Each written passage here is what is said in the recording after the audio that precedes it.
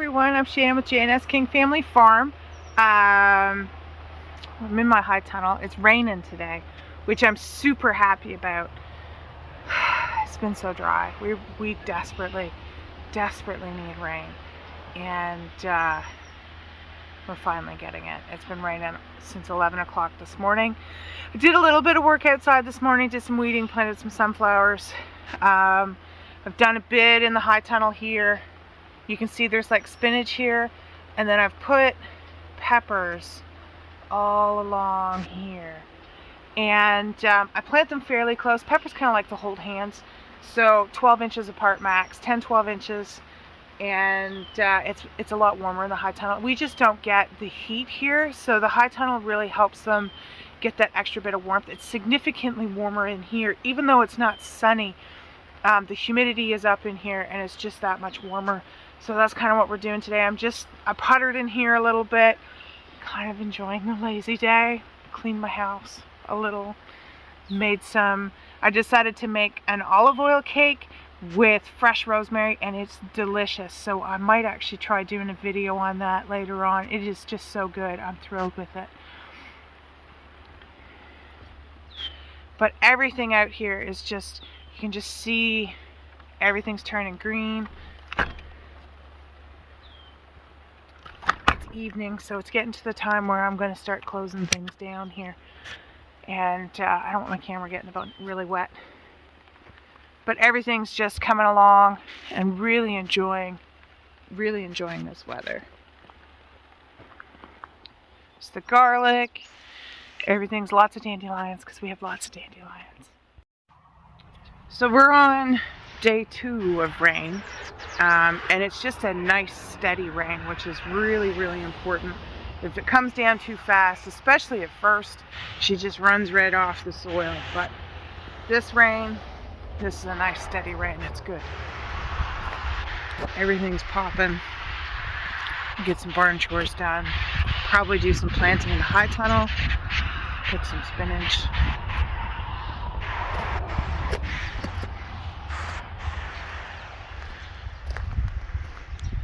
It's kind of a gray day, but that's okay.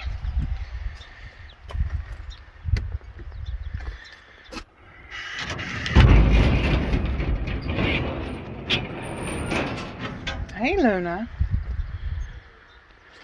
Good morning, sweetie. How are you?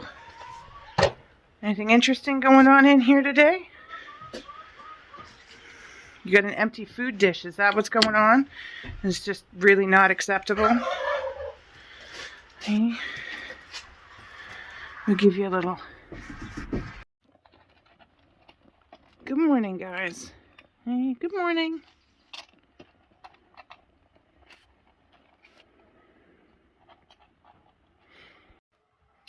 I try not to put down too much food for the cats, mostly because if I do, the free-range chickens will eat it, because they think it's just for them. Oh, you little porkers, you're eating fast now. So the Meat Kings are 8 days old now, and they eat fast, and they eat a lot. They've all of a sudden gone from not really needing fed more than once a day to an extra feeder and eating 3 times a day. So, and I just free feed them and let them go through it. They've at least doubled in size. They're getting huge, but they're doing good. They look healthy, so I'm happy about that. Hey guys, you hungry? Yeah, I'll bet you are. Look at the size of you. You guys are getting chunky. Right? You guys are chunky.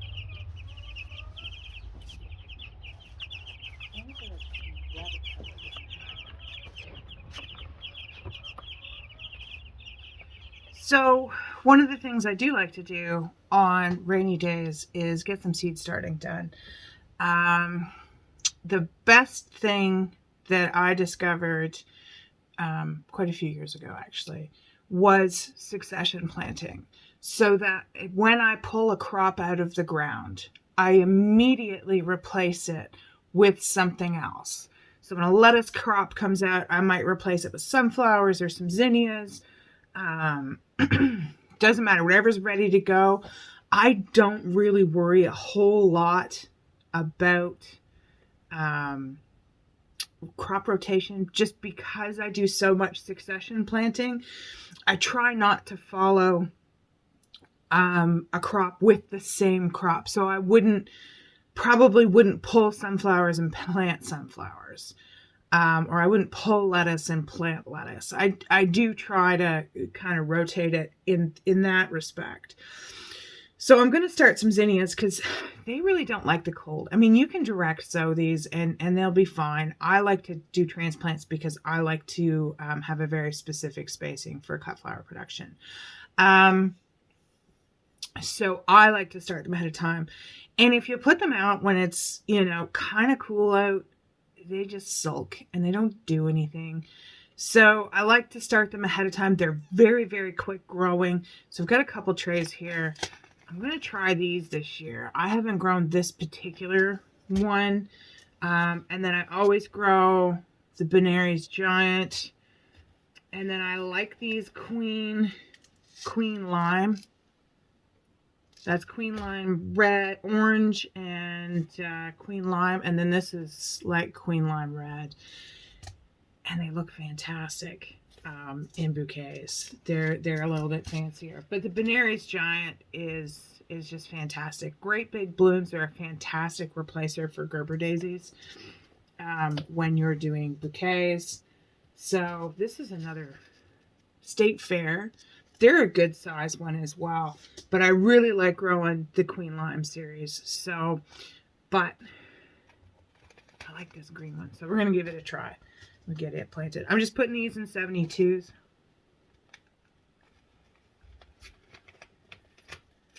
I've got some cherry tomatoes here that are getting ready to, needing to be outside.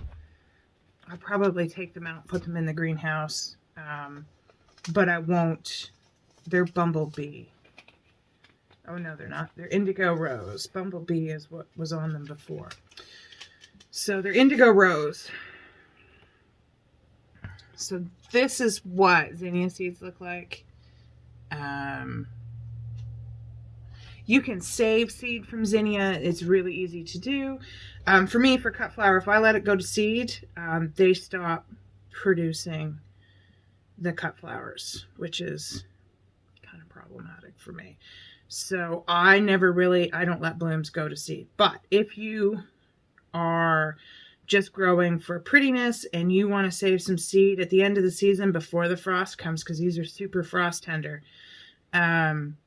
you can just let them go to seed and save seed. Now, if you're only planting one color and one variety, then you won't get a mix. But if you're planting a mix, you never know what you're going to get. And that's okay if you're not growing for production. But I kind of like to know what colors I'm planting. So, except for that Benary's mix. I think I'm going to do half a tray of these green because they're 36 plants. Yeah, I'm going to do a whole tray. Why not?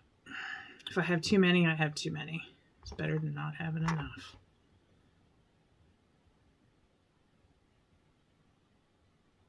So I usually wait till the last minute to sow zinnia because they really don't like the cold. And they grow really quickly. Like once they germinate, they just take right off.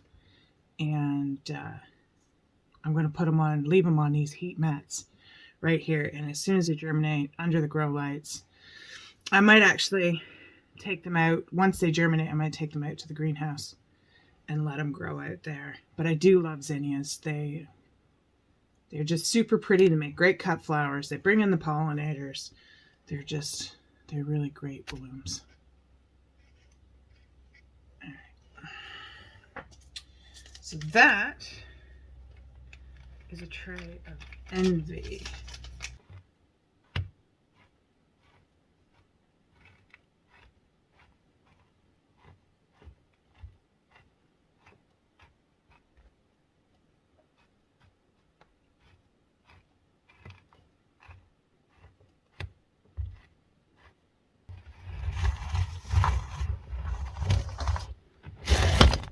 And that's actually sitting on a heat mat, so I'm just going to leave it on there. Ooh, there's nothing in this package. The Benari's Giant Mix. I don't even know why I still have the packet. That's weird. Alright. We'll toss that. What do we got? We got State Fair I'll have to do. I got lots of those.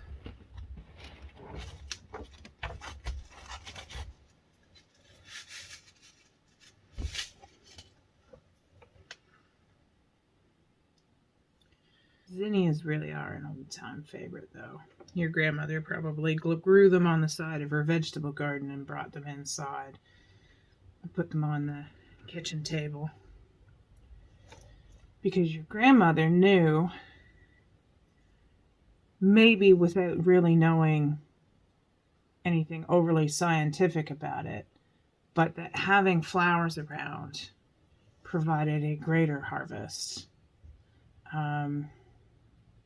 from her vegetable garden. And they're just pretty. They make you feel good.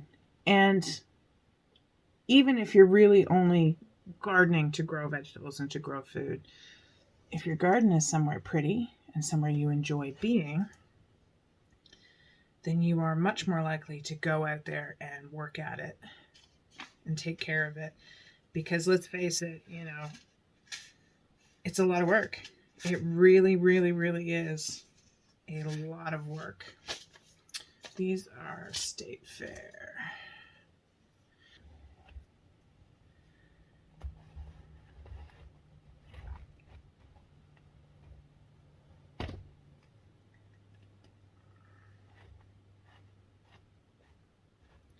So I'm going to do these zinnias, and then I'm probably going to start a couple trays of lettuces, which will be, you know, a couple weeks behind the lettuces that are already outside, which is what you want.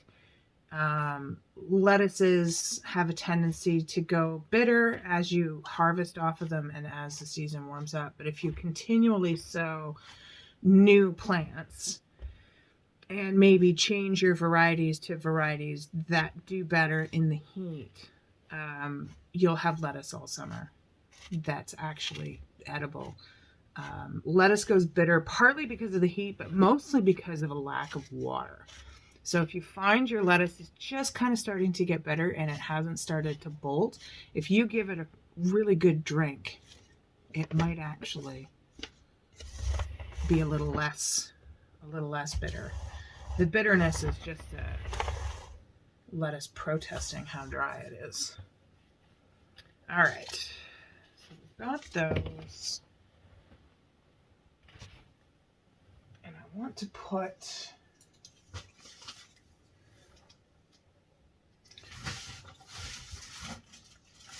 this is a little stiff. But we'll give these a nice good drink.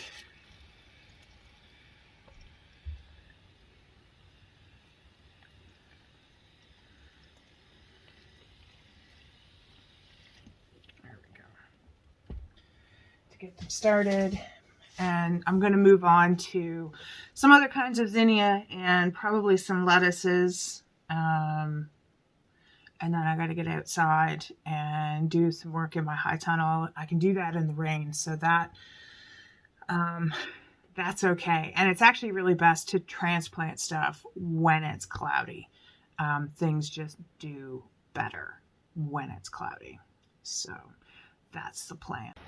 So we've got hot peppers on this side, and then you can see the spinach right here that we pulled because it was starting to bolt. So I harvested everything off of it I could today, and then I yanked it out and started building this bed right here, which you can see just has a few cherry tomatoes And then the rest of my cherry tomatoes for this are actually up at the house. And I don't really want to walk up in the rain, so I'll put a pepper on the end here, which is a new one I wanted to try, so I thought I would set it there. So we're just going to give everything a good drink. I am going to get down in that corner, and I probably get another 4 or 5 peppers down in there. We plant these nice and close, kind of 10-12 inches ish. Peppers like to hold hands, so that's what we're going with. And I don't really bother trellising them up in here. They don't get big enough here because we just don't get the kind of heat required for that. So, but they also do, what they don't get in here is the wind that would push them around, so it's kind of not necessary. And then I'm just going to actually, there's nothing planted here yet, but I'm just going to give it a bit of a water just so that when I do go to plant it, it's just not completely hydrophobic. Oh, I did plant a tomato there. So, because hydrophobic soil is really, really hard to fix.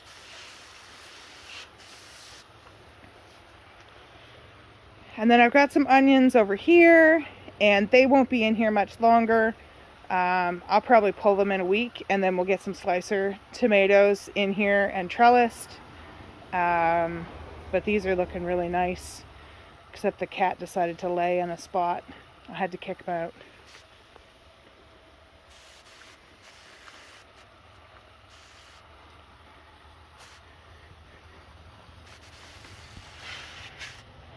And then these are sweet peppers on this side, just some red peppers. I've put in new Ace this year, so we're going to give that a try. And so what I'm going to do is I'm going to water this, and then of course it's raining really, really heavily outside. So what I'm going to do is wait until things dry up just a little bit, and then I'm going to top dress everything with compost, which also kind of works as a mulch. And then I'll actually use like a wood chip or a straw mulch in the pathways.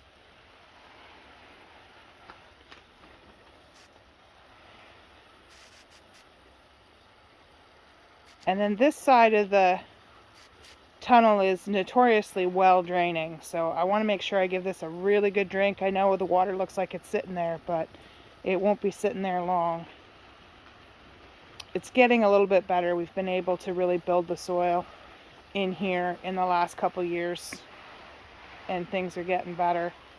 And then here we've got some radishes, which I'm about to pull and take to market this weekend. So I will start planting on the far end there. That's where I'll start with the slicer tomatoes, is I'll put some in, and then when I pull the onions. And then in this corner I just have like a pile of weeds back there, and it kind of got away from me last year. I wasn't up to keeping up with everything. So hopefully this year I'll be able to keep up with it, and I'll be able to get a bunch more peppers going down that side. So I'm really hoping to have lots of peppers to put up for this winter. These radishes look great. I grow the French breakfast. They're really my favorite, and they're just so good. And they look really great.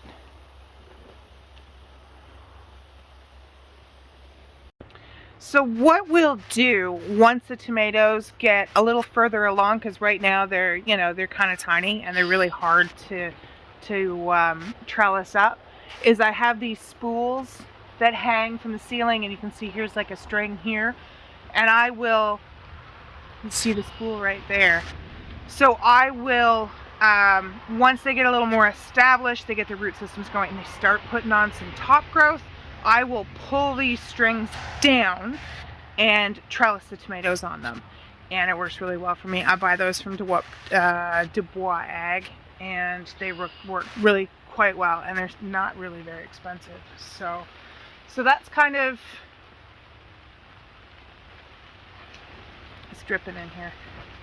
It's that's kind of it. I didn't do a whole lot outside. I mean, it's been raining for 2 days. So, but it's good to get this done and really start getting stuff planted in here. I like to transplant things on cloudy days. It's nicer for the plants. It's actually supposed to keep raining until like noon tomorrow, far as I know. So if we can just kind of keep the cloud cover, I get some more transplants in here in the morning. And then once it starts warming up on the weekend, the plants, I think they'll really enjoy that. So thanks for joining us today. Don't forget to like, subscribe, and share, and we'll see you here next time on the farm.